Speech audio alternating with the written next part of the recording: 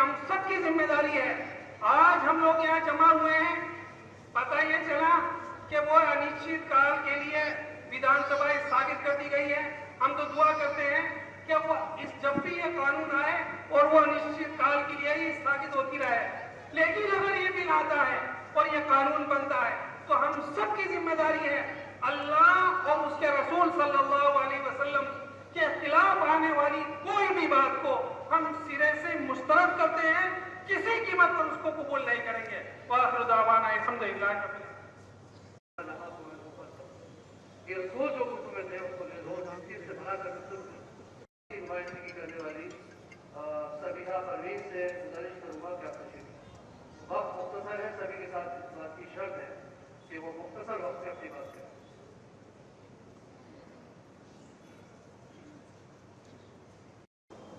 तो जैसा आप सबको पता है कि एवरी टाइम गवर्नमेंट जो है हुक्मरान जो है अलग से है या नहीं, कभी सीए कभी मस्जिद का जैसा, कभी पाकिस्तान, कभी वंदे पाकिस्तान और आज की UCC every day new things are coming. लेकिन हमारी सरकार है वेरी सॉरी बहुत कमजोर है। उठने की जरूरत है, जागने की जरूरत है। आप सबको कितने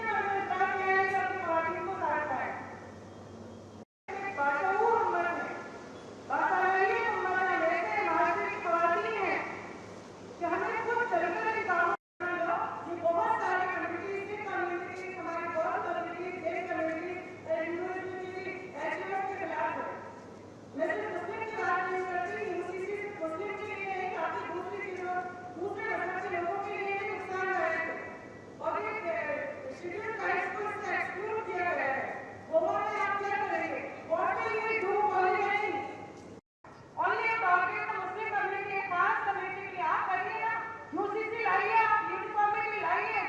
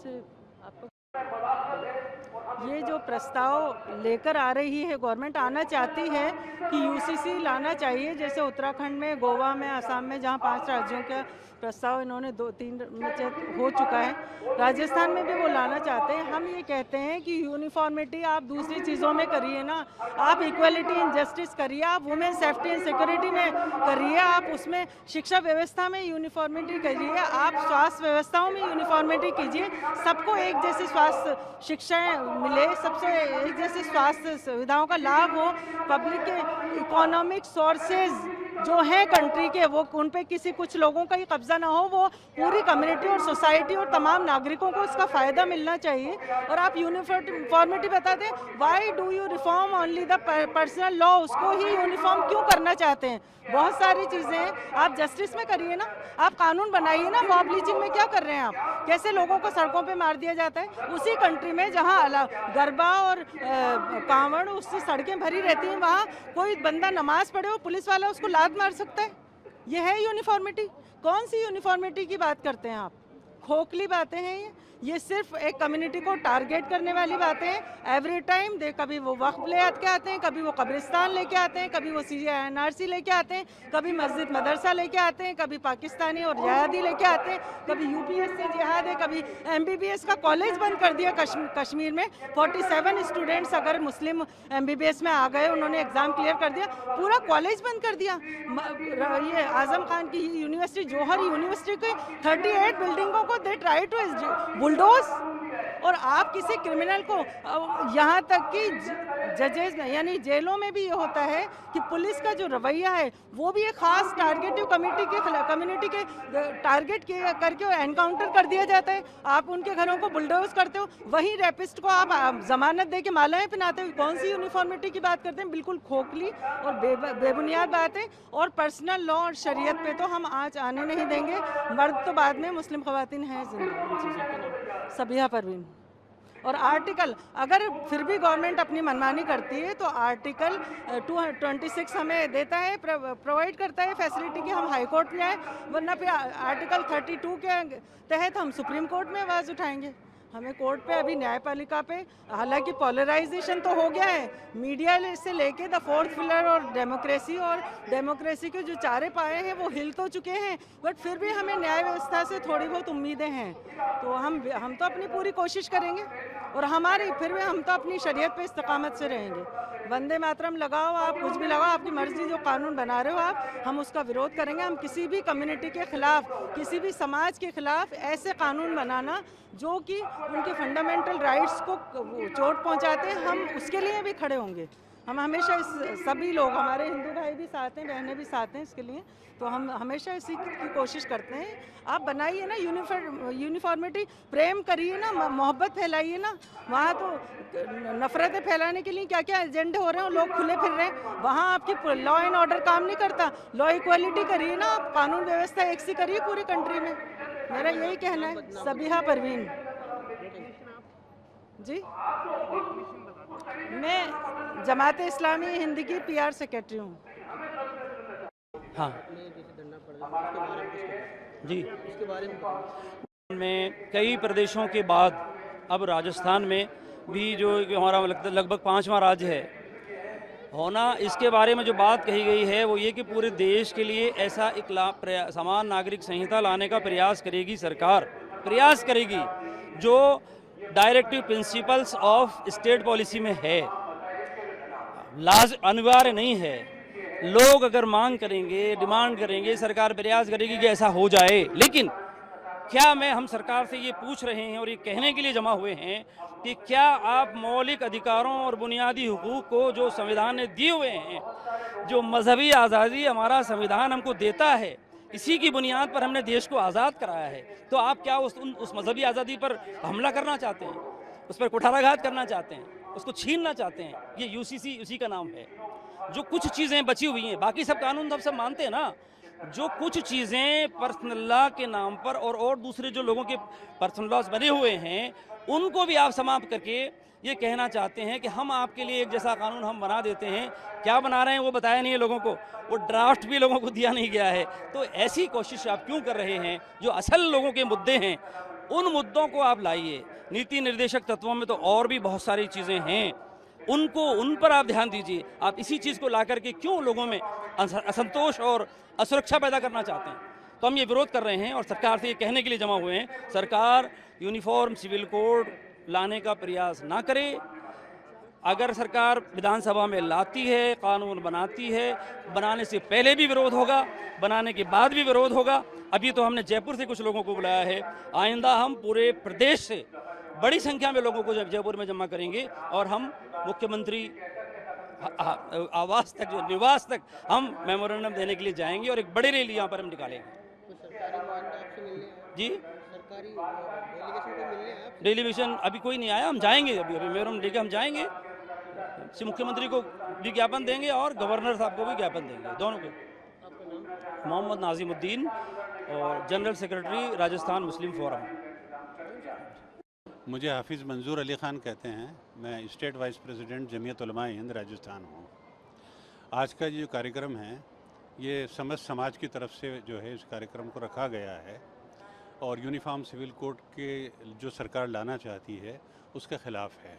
हम इसकी मुखालिफत इसलिए करते हैं कि ये जो यूनिफॉर्म सिविल कोड लाया जा रहा है ये भारत का जो संविधान है उसके विरुद्ध है, क्योंकि भारत के संविधान में मौलिक अधिकारों के अंदर मज़हब की आज़ादी दी गई है और इसके ज़रिए से मज़हब की आज़ादी के ऊपर पाबंदी लगाने की कोशिश की जा रही है। तो पहली चीज़ तो ये है, यूनिफॉर्म सिविल कोड जो है वो भारतीय संविधान के जिस तरीके से लाया जा रहा है वो भारतीय संविधान के विरुद्ध है। दूसरा ये है कि सिर्फ मुसलमानों के ही विरुद्ध नहीं है, बल्कि ये जो है तमाम अक़लियतों के विरुद्ध है। ईसाई, सिख, बौद्ध तमाम लोगों के ख़िलाफ़ है और वो तमाम लोग इसको मानने के लिए तैयार नहीं हैं। तीसरी चीज़ ये है कि यूनिफॉर्म सिविल कोड के सिलसिले में डायरेक्टिव प्रिंसिपल के अंदर जो आर्टिकल 44 है उसमें ये बात कही गई है कि यूनिफॉर्म सिविल कोड बनाते वक्त जो संबंधित लोग हैं उनसे जो है वो बात की जाएगी और उनकी राय को सामने रखकर यूनिफॉर्म सिविल कोड बनाया जाएगा। हम देख रहे हैं कि यहाँ पर जो कोड बनाया जा रहा है उसमें उस समिति में न तो कोई मुसलमान है, न कोई सिख है, न कोई ईसाई है।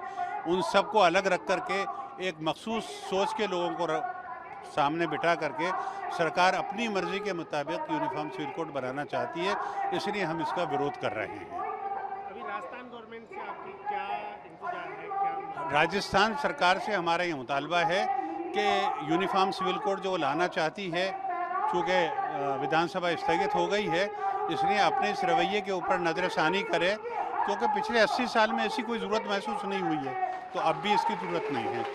दूसरी चीज़ ये है कि डायरेक्टिव प्रिंसिपल के अंदर शिक्षा के मामले में कहा गया है, स्वास्थ्य के बारे में कहा गया है, शराबबंदी के बारे में कहा गया है। आज करोड़ों ख़ानदान जो है वो शराब नशे की वजह से बर्बाद हो रहे हैं, उसके ऊपर सरकार कोई ध्यान नहीं दे रही है।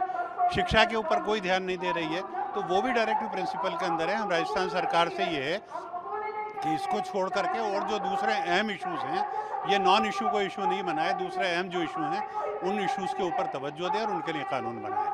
कहीं आपको ऐसा लगता है कि ये मुहिम चुनाव को लेकर तेज हो रही है? देखिए, ये मुहिम जो शुरू की गई है ये पॉलिटिक्स को लेकर के भी की गई है, सियासत को लेकर की गई है, ताकि इसके ज़रिए से ध्रुवीकरण हो। पहला बात तो ये है कि हम ये कह सकें साहब एक मखसूस कम्युनिटी इसकी मुखालिफत कर रही है, लेकिन हम ये नहीं कहते, हम सरकार को ये मौका फराहम नहीं करेंगे कि वो ध्रुवीकरण करे। और अब लोग अच्छी तरह समझने लगे हैं, अब सरकार के झांसे में आने वाले नहीं हैं। दूसरी चीज़ ये है कि उनका मकसद सिर्फ इस मुल्क की माइनॉरिटी को नॉन इश्यूज़ के अंदर उलझाए रखना है। तो अब हम उलझने वाले नहीं हैं इन चीज़ों में, हमारे पास कानून के तरीक़े हैं। अगर सरकार फिर भी लाती है तो हम कानून का दरवाज़ा खटखटाएंगे और कानूनी लड़ाई लड़ेंगे।